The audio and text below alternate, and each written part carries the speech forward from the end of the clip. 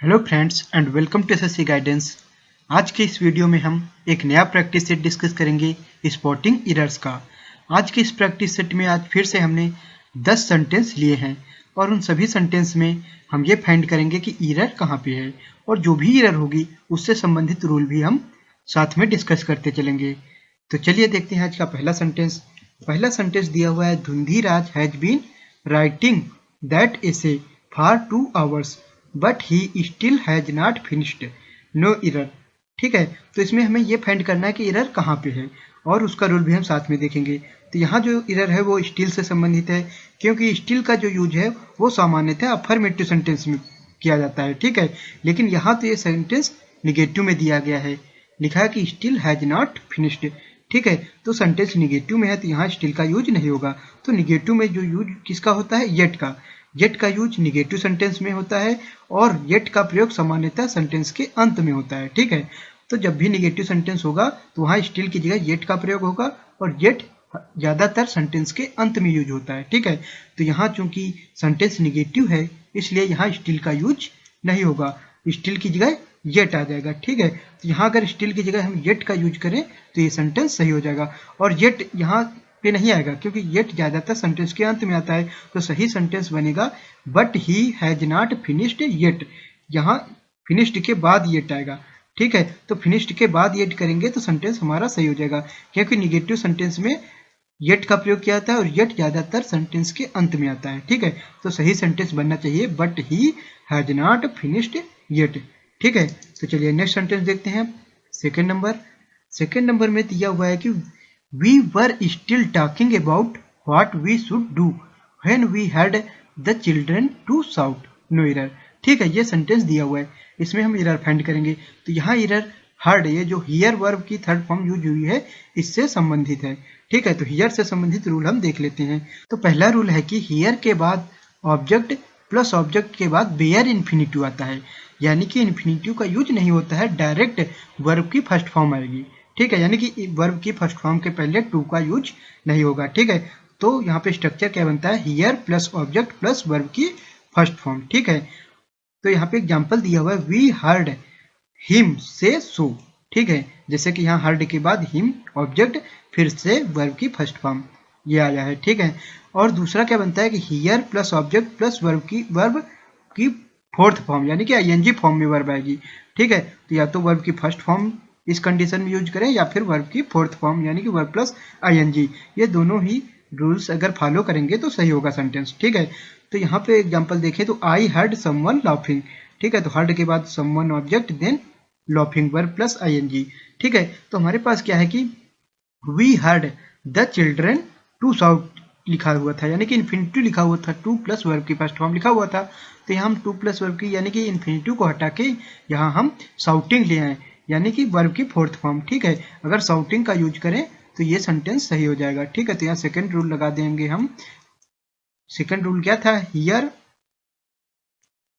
Plus object plus verb plus ING. ठीक है, तो ये यहाँ पे लगा देंगे, ये सेंटेंस सही हो जाएगा। तो सही बनेगा when we heard the children shouting, then ये सेंटेंस सही हो जाएगा। ठीक है, तो चलिए अब नेक्स्ट सेंटेंस देखते हैं। थर्ड नंबर दिया हुआ है, she asked him what it was that made him so much stronger and braver than any man no error। ठीक है, ये सेंटेंस दिया हुआ है, इसमें एरर जो है, इसमें दरअसल अगर देखें तो यहाँ पे कंपैरेटिव का यूज हुआ है और कंपैरेटिव के बाद एनी आया है और देन मैन। तो ठीक है, तो कंपैरेटिव में जब भी एनी या आल इनका यूज किया जाता है तो उनके साथ अदर जरूर आता है। अब ठीक है, क्योंकि जब भी कंपेयर करेंगे वो अदर व्यक्तियों के साथ कंपेयर करेंगे, यानी कि जिसका कंपेयर कर रहे हैं उसे हटा के बाकी के जो लोग होंगे उनके साथ कंपेयर करेंगे, तो इसलिए अदर शब्द का यूज होता है। ठीक है, कंपैरेटिव डिग्री में आल और एनी इनके साथ अदर जरूर आता है, आल अदर और एनी अदर का प्रयोग किया जाता है। ठीक है, तो यहाँ पे देन एनी अदर, तो एनी के बाद अदर आने चाहिए था, यानी कि एनी अदर का यूज होना चाहिए था, तब ये सेंटेंस सही होता। ठीक है, तो सही सेंटेंस बनता, she asked him what it was that made him so much stronger and braver than any other man। ठीक है, तो अब नेक्स्ट सेंटेंस देखते हैं। फोर्थ नंबर सेंटेंस दिया हुआ है, one should look for his own faults first and then for those of others no error. ठीक है, तो यहाँ फाइंड करना है कि एरर क्या है। तो यहाँ दरअसल सब्जेक्ट वन है, देन इसका पजेसिव केस हिज का यूज किया गया है, ठीक है, जबकि वन का पजेसिव केस वंस होता है ना कि हिज। तो रूल क्या है कि वन का प्रयोग एनीबॉडी के अर्थ में होता है और इसका पजेसिव केस वंस होता है, ठीक है। तो जब पजेसिव केस वन का वंस होता है तो यहाँ पे हिज का यूज किया गया है, यही एरर थी। तो अगर हिज के साथ वंस का यूज कर दिया जाए देन ये सेंटेंस सही हो जाएगा, ठीक है। तो यहाँ हम हिज की जगह वंस का यूज कर देंगे, ठीक है। तो जैसे कि एग्जांपल दिया, one should be loyal to one's country. अब यहाँ पे वन सब्जेक्ट है, देन उसका पजेसिव केस वंस आया, यह सेंटेंस सही है, ठीक है। तो जैसे कि वन का प्रयोग एनीबॉडी के अर्थ में होता है, तो यहाँ इस सेंटेंस का अर्थ क्या होगा, anybody should be loyal to his country, यानी कि प्रत्येक व्यक्ति को लॉयल होना चाहिए अपनी कंट्री के प्रति, ठीक है।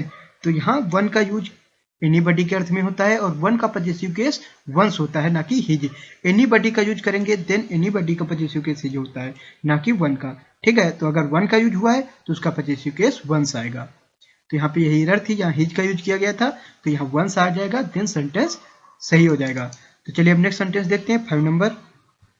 5 नंबर दिया हुआ है, sitting under the shade of a tree for a while made us fresh for the further journey, ठीक है, ये दिया हुआ सेंटेंस। अब इसमें हमें एरर फाइंड करनी है। तो यहाँ अगर देखें तो सिटिंग के बाद अंडर का यूज किया गया है, under the shade of a tree. तो देखिए वो शेड में बैठा है, ना कि शेड के नीचे, ठीक है। तो अंडर शब्द का अर्थ क्या होता है, अंडर का अर्थ होता है के नीचे। तो जब भी शेड में बैठेंगे तो शेड मीन्स क्या होता है, छाया। तो हम छाया में बैठेंगे, ना कि छाया के नीचे, ठीक है। तो अगर हम पेड़ के नीचे बैठे हैं देन हम अंडर लिखेंगे, लेकिन हम छाया में बैठे हैं पेड़ की, तो वहां पे इन का यूज होता है। जैसे कि यहाँ फर्स्ट देखे क्या लिखा है, सिट अंडर ए ट्री। तो यहाँ ये सही है, सिट अंडर ए ट्री, पेड़ के नीचे बैठना, ठीक है। लेकिन जब हम पेड़ की छाया में बैठेंगे तो वहां सिट इन आएगा, यानी कि sit in the shade of a tree. तो इसका अर्थ क्या होता है, पेड़ की छाया में बैठना, ठीक है। तो वही यहाँ पर है, वो शेड में बैठा है यानी कि छाया में बैठा है, तो यहाँ अंडर ना के इन आएगा, ठीक है। देन ये सेंटेंस सही होगा। तो यहाँ अंडर की जगह इन आ जाएगा, तो सही सेंटेंस बनेगा sitting in the shade of a tree, ठीक है। तो चलिए नेक्स्ट सेंटेंस देखते हैं। 6 नंबर सेंटेंस दिया हुआ है, I warned him for the danger he was going to face during the hiking, no error, ठीक है। तो यहाँ ये वर्ब वार्न का यूज किया गया है, ठीक है। तो वार्न से संबंधित रूल बनते हैं 2, उनको हम देखते हैं। तो पहला रूल क्या है, वार्न के बाद प्रीपोजिशन ऑफ का यूज होता है, लेकिन ऑफ का यूज कब होता है, जब warn a person of danger और कॉन्सिक्वेंसेज, यानी कॉन्सिक्वेंस परिणाम, ठीक है। तो किसी परिणाम के प्रति या किसी डेंजर खतरे के प्रति जब हम किसी को वार्न करेंगे देन वहां ऑफ का यूज होगा, ठीक है। तो आपका यूज कब होगा, जब कोई डेंजर हो या किसी कॉन्सिक्वेंस, किसी चीज का गलत परिणाम हो, तो उसके प्रति हम किसी को वार्न करें, या फिर किसी डेंजर के प्रति, किसी खतरे के प्रति किसी को वार्न करें, तो वहां पर आप प्रीपोजिशन आएगा, ठीक है। लेकिन जब हम किसी पर्सन को वार्न करें, किसके प्रति, ए पर्सन, यानी कि पर्सन को पर्सन के प्रति वार्न करें, आर ए थिंग या डूइंग, या कोई काम करने से, या किसी वस्तु के प्रति या किसी पर्सन के प्रति अगर हम उसे वार्न कर रहे हैं तो वहां पर अगेंस्ट प्रीपोजिशन आता है, ठीक है।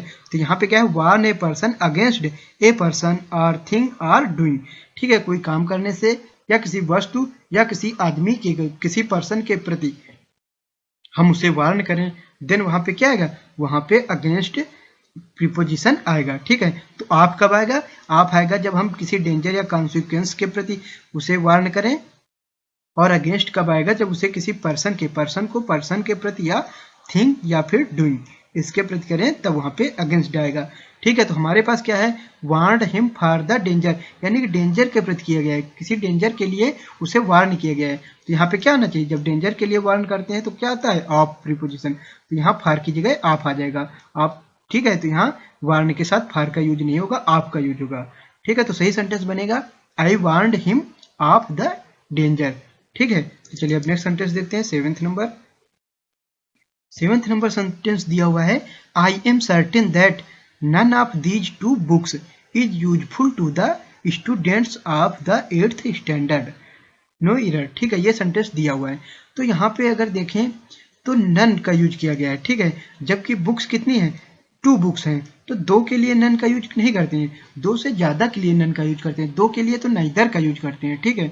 तो निगेटिव सेंटेंस में 2 के लिए नाइदर का यूज करते हैं, पॉजिटिव में आइदर का। आइदर मीन्स होता है दो में से कोई एक, और नाइदर मीन्स होता है दो में से कोई नहीं। ठीक है, तो दो के लिए हम किसका, नाइदर का यूज करते हैं, ना कि नन का। नन का यूज दो से अधिक के लिए करते हैं। तो यहाँ पे नन की जगह अगर नाइदर आता तो ये सेंटेंस सही होता। यहाँ नन को इम्प्रूव करके यहाँ नाइदर आ जाएगा। ठीक है, तो सही सेंटेंस बनेगा I am certain that neither of these two books is useful to the students of the 8th standard. ठीक है, तो यहाँ नन की जगह नाइदर आ जाएगा। अब चलिए नेक्स्ट सेंटेंस देखते हैं 8th नंबर। 8th नंबर दिया हुआ है we have carefully considered the importance of issues raised in the report. ठीक है, तो यहाँ हमें एरर फाइंड करनी है। तो यहाँ एरर आर्टिकल से संबंधित है, क्योंकि यहाँ जो इशूज, ये जो नाउन दिया हुआ है इशूज, ठीक है, ये प्लूरल नाउन है, लेकिन ये डेफिनिट है, निश्चित है। क्यों?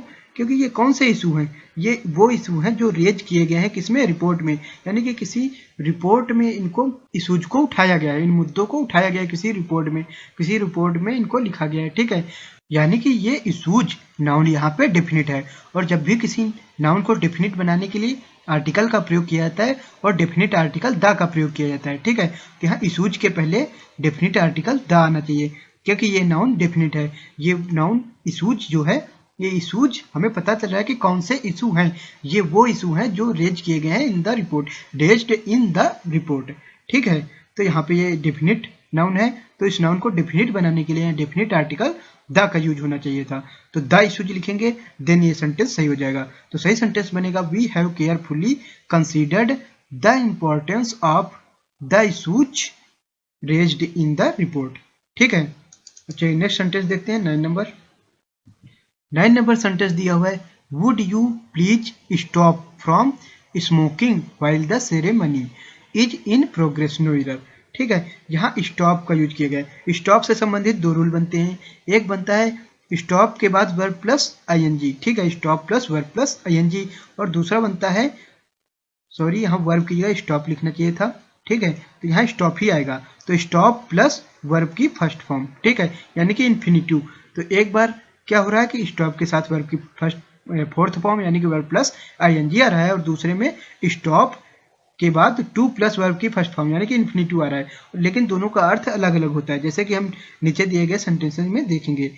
तो क्या लिखा हुआ कि ही स्टॉप्ड टू स्मोक, इसका अर्थ क्या होता है कि वह सिगरेट पीने के लिए रुका। ठीक है, यानी किसी जब कोई सिगरेट पीने से रुके, सिगरेट पीने के लिए रुके या सिगरेट पीने के लिए रोका जाए किसी को। ठीक है, तो वहाँ ये स्टॉप्ड के बाद टू प्लस वर्ब की फर्स्ट फॉर्म यानी कि इन्फिनिटिव का यूज किया जाता है। ठीक है, और जब दूसरा क्या है, ही स्टॉप्ड स्मोकिंग यानी कि उसने सिगरेट पीना बंद कर दिया। ठीक है, यानी कि यहाँ होता है कि हैबिट छोड़ने के लिए, यानी कि सिगरेट पीने की हैबिट को अगर किसी ने छोड़ दिया हो, देन स्टॉप के बाद वर्ब प्लस वर्ब की फोर्थ फॉर्म यानी कि वर्ब प्लस आईएनजी आता है। तो यहाँ पे क्या किस लिए कहा जा रहा है स्टॉप के लिए, तो यहाँ कहा जा रहा है कि stop from smoking while the ceremony, यानी कि सेरेमनी के समय, व्हाइल द सेरेमनी में जब सेरेमनी चल रही हो उस समय उसे पीने के लिए जस्ट रोका गया, कि उस समय उससे ये कहा जा रहा है कि उस समय वो रुक जाए, उस समय ना सिगरेट पिए।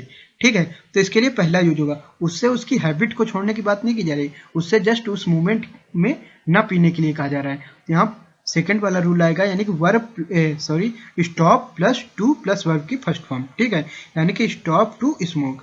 ठीक है, तो यहाँ क्या जाएगा, यहाँ आएगा प्लीज स्टॉप टू स्मोक। ठीक है, यहाँ फ्रॉम की जगह टू आ जाएगा, और देन यहाँ स्मोकिंग की जगह स्मोक आएगा। ठीक है, तो स्मोक आ जाएगा, ये सही हो जाएगा। तो सही सेंटेंस बनेगा would you please stop to smoke while the ceremony is in progress. ठीक है, तो चलिए अब नेक्स्ट सेंटेंस देखते हैं 10th number. 10th number sentence दिया है in spite of the fact that the meeting was about to end she insisted to ask several questions, no error. ठीक है, ये सेंटेंस दिया हुआ है। तो यहाँ जो इंसिस्ट वर्ब यूज हुई है इससे संबंधित रूल बनता है, क्योंकि इंसिस्ट के साथ प्रीपोजिशन टू का यूज नहीं किया जाता है। ठीक है, इंसिस्ट के साथ प्रीपोजिशन ऑन आता है। ठीक है, तो इंसिस्ट ऑन ऑब्जेक्ट आएगा या फिर इंसिस्ट ऑन वर्ब आएगी। तो वर्ब आएगी तो वर्ब की फोर्थ फॉर्म यानी कि वर्ब प्लस आईएनजी आएगा, क्योंकि ऑन क्या है, प्रीपोजिशन है, और प्रीपोजिशन के बाद वर्ब आईएनजी फॉर्म में आती है। ठीक है, तो यहाँ इंसिस्ट के बाद क्या आना चाहिए, इंसिस्ट के बाद प्रीपोजिशन आना चाहिए और वो ऑन आएगा। ठीक है, तो यहाँ प्रीपोजिशन ऑन आ जाएगा, और आस्क जो कि एक वर्ब है तो ये आईएनजी फॉर्म में आ जाएगा। तो सही सेंटेंस क्या बनेगा, insisted on asking several questions. ठीक है, ध्यान से स्टेड के बाद आन आएगा, देन आस्क को आस्किंग यानी कि वर्ब के साथ आईएनजी लगा देंगे तो ये सेंटेंस सही हो जाएगा। ठीक है, तो ये थे आज के हमारे 10 स्पॉटिंग एरर्स। इनको हमने रूल्स के साथ डिस्कस किया। इंपॉर्टेंट रूल्स थे कई, तो आप इन रूल्स को नोट कर लें एंड देन उनकी प्रैक्टिस करें। ठीक है, तो आई होप कि आज का वीडियो आपको पसंद आया होगा। तो अगर ये वीडियो पसंद आया हो तो इसे लाइक एंड शेयर जरूर करें, और ऐसे ही अन्य वीडियो देखने के लिए हमारे चैनल को सब्सक्राइब जरूर करें, क्योंकि ऐसे ही अन्य टॉपिक्स पर वीडियो हम बनाते रहेंगे। तो चलिए मिलते हैं नेक्स्ट वीडियो में। Thanks for watching.